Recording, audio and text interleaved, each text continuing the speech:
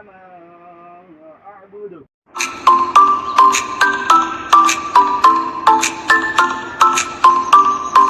अस्सलाम वालेकुम। तो ये 11वीं शरीफ के फातिहा आज हम लोग देने वाले थे 26 अक्टूबर को। तो 11वीं शरीफ उसी दिन थी, तो उस दिन मैंने शॉर्ट वीडियो डाल दिया था, मगर लॉन्ग वीडियो रह गई थी। तो देखिए इस तरीके से ना नहा धो के वज़ू करके हम लोग पहले पूरे बर्तन को अपनी लोग पूरे बर्तन घस के सब उल्टा करके सूखने रख देते थे। उसके बाद सारी चीज़ें साफ़ करके एक जगह, अच्छा जिस दिन गोश्त पक्का पकाना है उसी दिन सारी चीज़ें करनी है। आप एक दिन पहले आधा दिन पहले कुछ भी नहीं कर सकते।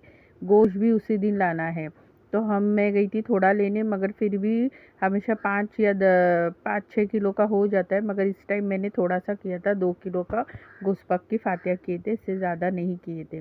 तो 2 किलो मटन मैंने लाई थी। तो हम लोगों में 11वीं शरीफ का जो खाना बनता है तो वो ऐसा होता है कि सूखा बनाना होता है और सालन बनाते हैं। सूखे में कलीजी, गुर्दा, नल्ली, ये जो प्लेट चावल की होती है उसके ऊपर लगा के रखना होता है। कि नल्ली एक रहेगी, एक गुर्दा रहेगा अक्खा, और एक कलीजी का टुकड़ा, जिस तरीके से मैंने कट करके लेके आया है उस तरीके से, और कलीजी के टुकड़े। अब गोश्त को अच्छे से साफ़ कर लेंगे और थोड़ा सा सालन के लिए निकालेंगे आधा किलो, और बाकी का पूरा सूखे में डालेंगे। इस तरीके से बनाया जाता है। तो देखिए मैं इस तरीके से साफ़ करके आपको बता रही हूँ। सिर्फ कट मारा जाता है और प्लेट पे गुर्दा अक्खा रखा जाता है, नल्ली भी अक्खी रखी जाती है और कलीजी भी अक्खी। तो कभी कभी ना कसाई को मालूम नहीं रहता है, और ना कसाई से ख़रीदा हुआ है ना गोश्त हमेशा कौला होता है, और हम जो कुर्बानी करते हैं वो थोड़ा कुराड़ा बकरा होता है, क्योंकि देखभाल के लेते हैं ना, तो हमको थोड़ा साल भर के ऊपर का मिलता है। और ये लोग जो काटते हैं वो साल के अंदर का हो सकता है, इतना कुछ आइडिया नहीं है, फिर भी बता रही हूँ। तो देखिए इस तरीके से, तो मैंने थोड़ा सा गोश्त सालन के लिए निकाला, मटन सालन के लिए निकाला, और बाकी का मटन बकरे का मैंने, अच्छा हम लोगों को बकरा ही लगता है। तो देखिए इस तरीके से सारे मसाले, ये ना खोबरा है, खोबरे के नीचे का जो होता है ना, खोबरे के नीचे का जो होता है ना परत काली वाली, वो मैंने निकाल दी हूँ। तो ये सालन में जाएगा। तो इस तरीके से मैंने पूरा है ना कच्चा खोबरा पीस लिया है दूध के हिसाब से, और उसके बाद में देखिए इस तरीके से पूरा कच्चा खोबरा मैंने पीस लिया है। ये गीला खोबरा है और ये अक्खी वाटी है। उसके बाद में मैंने हरा मसाला पीस लिया है। अब हरा मसाला आपको अच्छा आपका बनाया हुआ जो भी रहेगा, कुछ भी XYZ, हम पहले दिन का कुछ नहीं इस्तेमाल करते। मसाले हो, नमक हो, चावल हो, कांदा हो, बटाटा हो, गोश्त पाक का सब हम अलग ही ख़रीद के लाते हैं, और सारी चीज़ें गोश्त पाक की अलग ही बनाई जाती है। तो देखिए खोबरा मैंने इस तरीके से पीस लिया है। खोबरा पीसने के बाद फिर मैंने, और हरा मसाला पीसने के बाद मैंने ये सूखा खोबरा लिया है। ये सूखा खोबरा इसलिए होता है कि वो सूखे को जाएगा, तो हम जब सूखा गोश्त बनाएंगे उसमें जाएगा। तो ये सूखे गोश्त के लिए सूखा खोबरा हम भूनेंगे। तो ये 2 प्रोसीजर है, सालन का अलग प्रोसीजर है और सूखे का अलग प्रोसीजर है, क्योंकि टेस्ट भी अलग आएगा। आप खाने बैठोगे तो खाने का टेस्ट बहुत अलग और डिफरेंट आता है दोनों चीज़ों का। हाँ, कलर भी डिफरेंट हो जाता है। हाँ, कुछ लोगों को आदत होती है, मतलब खाने बैठते तो होता है, आप दावत देते हो तो लोग आते हैं तो कुछ ना कुछ तो बोलते हैं, तंज करते हैं, मगर खाते वक्त टेस्टी लगता है। ये तो जो मौलाना आते हैं वही बताते हैं, क्या खुशबू भी है। और ये हम लोग बिना चखे बनाते हैं, यानी हम इसमें की कोई भी चीज़ चखते नहीं है। और वैसे भी मुझे आदत नहीं है खाना पकाते वक्त कोई चीज़ चखने की। अल्लाह की दुआ से जो भी खाना आज तक का अंदाज़ा ही से बनाया है, अच्छा ही बना है, और खाने वालों ने हमेशा तारीफ़ ही की है। और गोश्त पाक की नियाज़ या कोई भी नियाज़ का मैं खाना पकाऊं, माशाअल्लाह बहुत टेस्टी और लज़्ज़तदार होता है, क्योंकि ज़ाहिर सी बात है हम सच्चे दिल से बनाते हैं। और हर चीज़ अगर आप नियत करके सच्चे दिल से बनाओ, हर चीज़ करो दिल से, तो वो खुदा को भी पता होता है और वो चीज़ें अच्छी बनती है। रीज़न है कि हमको अंदाज़ा भी है और गलती तो हो नहीं पाएगी, फिर भी ध्यान रखना पकाते वक्त बहुत ज़रूरी है। खाना पकाते वक्त हर चीज़ों का बहुत ध्यान रखें, अपने काम काज पे भी बहुत ध्यान रखें, और साफ़ सफाई पे तो हमेशा रोज़ के खानों में तो रखते ही है। मगर इस वक्त आप किसी को कोई काम ना दो, अगर आप करने वाले 1 या 2 जाने तो, क्योंकि ये नियाज़ जो फातिया के लिए होती है वो अलग होती है, और जो हम लोगों को जो बहुत जमात में खाना खिलाते हैं वो एक अलग होता है। तो अगर आप उस पे फातिया देना चाहते हैं तो कभी भी भटियारों को बोल दिया कीजिए कि गोश्त पक की फातिया या कोई भी फातिया XYZ। तो देखिए इस तरीके से गरम मसाला भी मैं उतना ही क्वांटिटी में लेती हूँ, 5-5 ही लेती हूँ, कभी भी मैं क्वांटिटी नहीं बढ़ाती हूँ। अगर आपके घर में तीखा खाते हैं तो आप क्वांटिटी बढ़ाओ, हमारे घर में इतना भी डाल के बहुत तीखा हो जाता है। तो मसला ये होता है कि ज़्यादा तीखा फिर इंसान खा नहीं पाता है फैमिली में।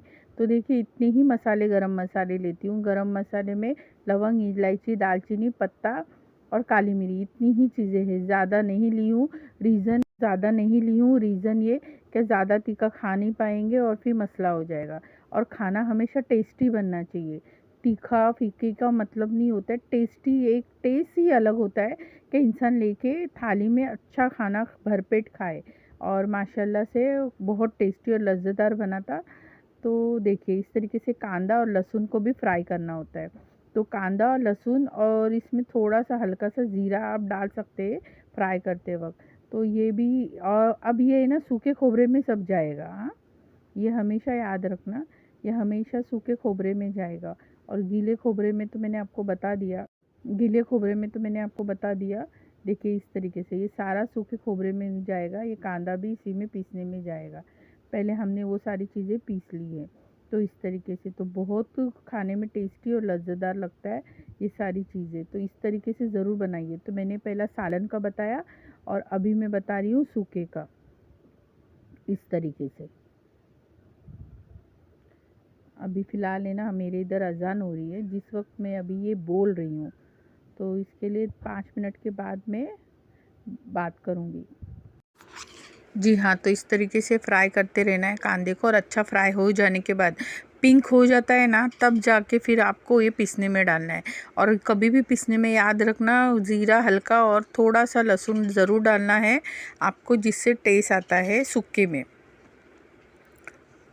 तो ये सारी चीज़ें हमेशा याद रखना, बहुत टेस्टी और लज्जेदार खाना बनता है। और हमारे कोकनी स्टाइल में अगर बनाएंगे तो ये माशाल्लाह बहुत ही टेस्टी बनता है, क्योंकि ये बचपन से सिखाया जाता है। और हम लोगों को सिखाया नहीं गया है, हम देख देख के ही सीखे। क्योंकि जब भी नियाज़ में हम लोगों में ऐसा होता है कि ना कि घर की नियाज़ है तो हम लोग बनाते हैं घर में, और फातिहा भी देते हैं, और हमको माँ बाप ने और बुज़ुर्गों ने जो बताया वही हम कर रहे हैं। मगर गांव में ऐसा नहीं होता है, औरतों से बहुत कम काम लिया जाता है, बोल के लिया जाता है। और मर्द सारे घर की 11वीं शरीफ का हमारे गांव में तो मर्द ही पीसना, काटना, पकाना करते हैं, औरतों को हाथ लगाने देते नहीं है। रीज़न है कि औरतें बताती नहीं है XYZ जो भी है, तो औरतों को हमारे गांव में नहीं दिया जाता है, मतलब पकाने दिया ही नहीं जाता है। नियाज़ों का जो भी पकाना होता है ना, नियाज़ का कुछ के भी, कोई भी घर में अगर आप 11वीं करो या बड़ा करो तो आप है ना जमात में बोल दो, वो आएंगे। 4 मर्द होते हैं या 8 जन होते हैं, वो आते हैं, बकरा ज़ुबा करते हैं और सारा काम पकाना खाना वो सब वो करते हैं। और नियाज़ शाम तक का वो खाना आपको मिल जाएगा पका के, आपको वो हाथ भी लगाने नहीं देते, कोई औरत को हमारे गांव में काम नहीं।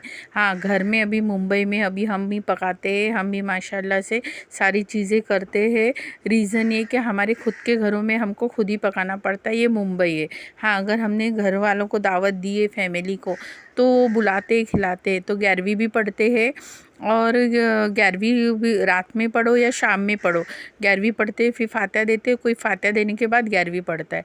तो मोस्टली ये सारा चीज़ 11वीं का गांव में बहुत अच्छे से होता है कि लोग खाना खाते हैं, खाना खाने के बाद ईशा की नमाज़ के बाद खाना खाते हैं, या मगरिब का जब अज़ान हो जाता है उसकी नमाज़ पढ़ के फातिहा दे के खाना खा के ईशा की नमाज़ पढ़ के फिर 11वीं पढ़ने आते हैं। तो हमारे घरों में ऐसा होता है कि हमेशा मगरिब की अज़ान होते ही हमारे घर में फातिहा हो जाती है। मगरिब की नमाज के बाद फातिहा के बाद खाने के बाद आपको नमाज को जाना है, और फिर वापस नमाज से आके 11वीं पढ़नी है, जो 12 बजे तक आप पढ़ सकते हो। तो ऐसा होता है। तो ऐसा होता है। तो ये सारी चीज़ें होती है। तो अभी देखिए सारा भून के पीस के हो गया मेरा। अब मैंने बघार में गरम मसाला डाला है, वही 5-5। अब मैं बनाने जा रही हूँ सालन।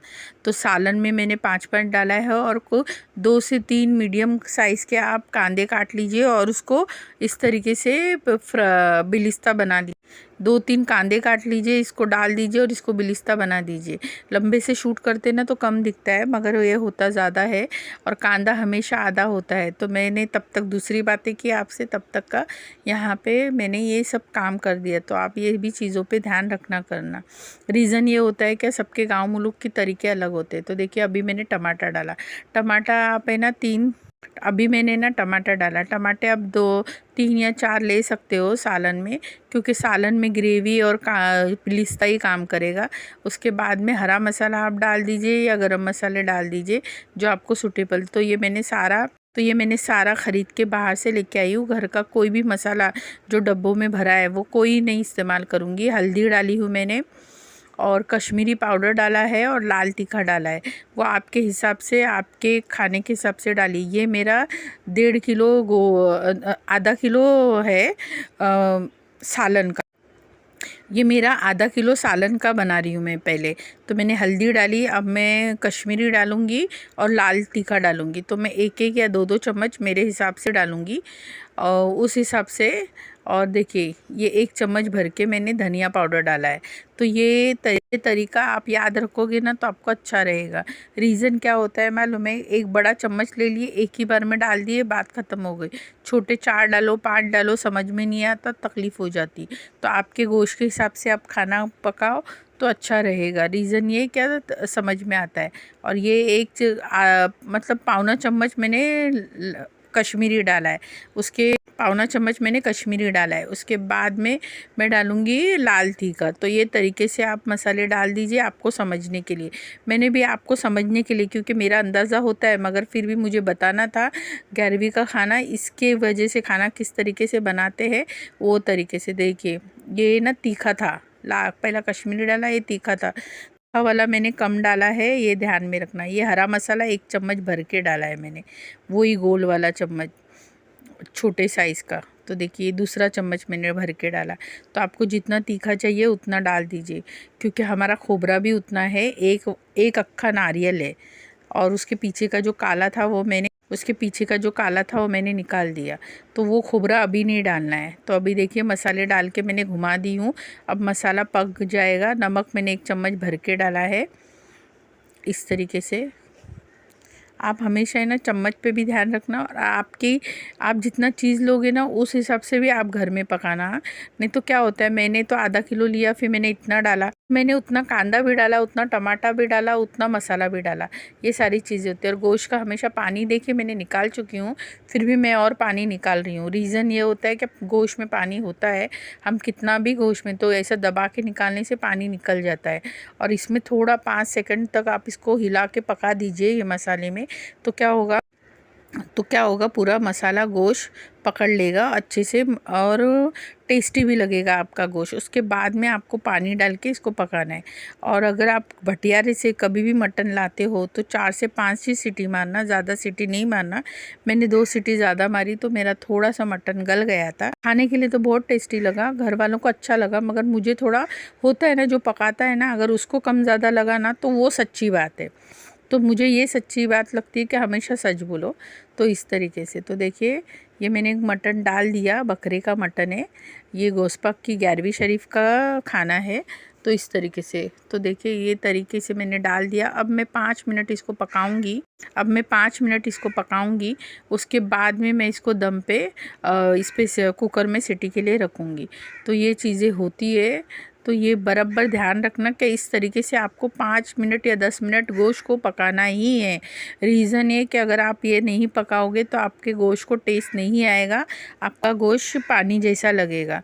तो बहुत ध्यान रखना पकाते वक्त ये सारी चीज़ें पकाते वक्त कि आपको किस तरीके से पकाना है। जो लोग नए होते हैं और जो लोग पुराने भी होते हैं, कुछ लोग फटाफट करने के चक्कर में ये सब कर देते हैं, मगर आपके गोश्त को टेस्ट ही नहीं आएगा, पानी के जैसा पचपचित लगेगा अगर आप 5 से 10 मिनट इसको नहीं पकाओगे। तो ये पकाने का यही रीज़न है। तो देखिए इस तरीके से। तो फिर मैंने पानी डाल दिया। आप 1 गिलास या 2 गिलास ही पानी डालना। मैं ज़्यादा नहीं डालती हूँ पानी, क्योंकि मेरे घर वालों को ज़्यादा पानी पसंद नहीं है। तो देखिए, और सालन वैसा भी पतला ही होना चाहिए, तो ये सालन पतला ही होगा और टेस्टी भी लगेगा। तो मैंने 2 गिलास पानी डाल दिया। अब कुकर का ढक्कन मैंने लगा दिया, उसकी सीटी भी मैं लगा दूँगी। अब मैंने 5 सीटी या 4 सीटी ही मारना, मगर मैंने 7 सीटी मारा था, जिसकी वजह से मेरा हल्का गोश्त गल गया था, क्योंकि कसाई से लाया हुआ गोश्त हमेशा कौला होता है। तो ये मैं हवा निकाल रही हूँ एक्चुअली। फिर मैं खोलूँगी, उसको देखूँगी, उसके बाद में खोबरा डालूँगी उसमें जो पिसा हुआ है, और बटाटे डालूँगी। तो देखिए इस तरीके से। कुकर है ना कभी भी जल्दी नहीं खोलना। जब बंद करोगे तो 5 मिनट के बाद खोलना। रीज़न है कि बहुत भाप निकलती है और बहुत तकलीफ़ होती है, और जो लोग हैबिट है रोज़ पकाने वाले, उनको पता है कुकर किस तरीके से खोला जाता है। तो थोड़ा तो जल्दी होती है ना, तो इस तरीके से, क्योंकि क्या होता है, ये सारी चीज़ें एक ही दिन में लाना है, पकाना है और करना है, तो बहुत थोड़ा जो सब भाग भाग के करना होता है, और बहुत अर्जेंट होता है। और घर वालों को सबको, जितने लोगों को मद्देनज़र रख के अच्छा खाना पकाना और उनको अच्छा सर्व करना, ये पकाने वाले का काम होता है। तो ये सारी चीज़ें बहुत दिमाग में चलते रहती है। तो देखिए ये मेरा सालन का, अब इसकी सिर्फ 2 ही सीटी मारना है, या 1 सीटी नहीं, 2 ही सीटी मारना बटाटे डालने के बाद। कि बटाटे क्या होते हैं, बीच में से अच्छे गलते नहीं हैं, ये रीज़न होता है। तो बटाटे पकाने का ये बहुत अच्छा तरीका है कि आप 2 सीटी मारो। अब मैं ये सिर्फ दूध डालूँगी, जो खोबरे का है। दूध मतलब खोबरा ही है पूरा का पूरा। अब देखिए ये पूरा वाइट है, ये काला कुछ भी नहीं है इसमें। तो देखिए इस तरीके से। तो ये बहुत टेस्टी। और अगर मैं इसमें लाल मिर्ची डाली होती ना अक्खी पीस के, तो आपको कड़ी का टेस्ट आया होता। तो किसी ने तंज किया था, तो मैं इस वीडियो के ज़रिए बोल रही हूँ क्या इसमें मैंने लाल मिर्ची आपको दिखी, अक्खी कहीं पे भी डाली हुई नहीं। तो ये सालन है। तो देखिए माशाल्लाह, दूध का मैंने पूरा नीचे का कवर निकाल के मैंने डाल दिया। तो ये सालन मेरा बन गया, 11वीं शरीफ का सालन। और ये इसका कलर माशाल्लाह इतना अच्छा है था, और ये खाने इतना टेस्टी और लज्जतदार लगा था। मगर जब किसी का खाना अच्छा बनता है, टेस्टी बनता है बिना चखे, तो कुछ लोगों को आदत होती है तंज करना। तो ये चीज़ें होती है। क्या मतलब कैसा होता है, नियाज़ को भी नियाज़ के हिसाब से नहीं खाते हैं, उसको तंज करना जिनको आदत है वो करते हैं, तंज करना। तो देखिए इस तरीके से। फिर 1 या 2 ही सीटी मारना है, उसके ऊपर बाद में आपको सीटी ज़्यादा नहीं मारना है। तो आप देख सकते हैं, मैंने आपको पूरा ये सालन का रेसिपी बताया कि इसमें मैंने क्या डाला और क्या नहीं डाला। तो ये सारा, और हल्का फुल्का मसाला डाला है, कुछ भी ज़्यादा तामझाम नहीं किया है। और ये हो गया अभी मेरा सालन। अब मैं इसको डेगचे में पलट दूँगी। क्या होता है कि मेरे पास 2 ही कुकर है, एक 5 लीटर का और एक छोटा। एक्चुअली क्या हुआ है, कुकर बहुत सारे हैं, मगर रीज़न है कि इंडक्शन लेना हम लोगों को, जब हम जर्मन और स्टील इस्तेमाल किए ना, उसके बाद ऐसा लगा इंडक्शन कुकर लिए है, और इंडक्शन कुकर में जल्दी पकता है और अच्छी चीज़ें हो जाती है फटाफट, और ये चीज़ें ख़राब भी नहीं होती, जलती भी नहीं। इस वजह से हमने इंडक्शन लिया था। तो एक 5 लीटर का है, और एक समझो 3 या 4 लीटर का है, 1 इंच छोटा है। तो उसमें मैं चावल बनाऊंगी, और इसमें मैं सालन। तो सालन मैंने पलट दिया। फिर से देखिए मैंने कुकर पूरा साफ़ धो के ले लिया है। अब ये बनेगा सूखे का। तो मैंने 2 से 3 कांदे, वहाँ पे 4 कांदे ली थी सालन के लिए। तो अब यहाँ पे मैंने ज़्यादा कांदे ली हूँ, ये मैंने सूखा बना रही हूँ। तो मैंने ये 6 या 7 कांदे ली हूँ, अच्छे खासे बारीक चॉप किया है। इसको हमेशा याद रखना आपको कांदा बारीक चॉप करना है, और पिंक हुए तक आपको फ्राई करना है। इसको बहुत अच्छे से पिंक हुए तक फ्राई करना है। और ये मैं बना रही हूँ सूखा। देखिए ये हमारे कोकनी लोग के बहुत तामझाम होते हैं पकाने खाने के, और अच्छा टेस्टी खाना बहुत ज़रूरी है, नहीं तो खाना खाते नहीं है घर वाले।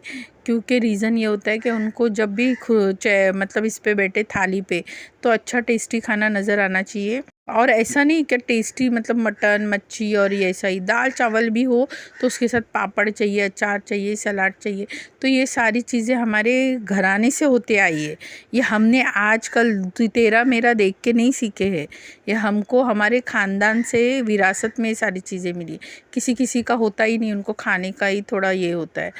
तो देखिए इस तरीके से। तो टमाटर मैंने ये 5 या 6 टमाटे थे, अच्छे खासे पीस के रखी थी। हल्दी मैंने उसमें ही डाल दी थी, मैंने उसी में डाल दी थी। और नमक मैंने 1 चम्मच भर के डाला है।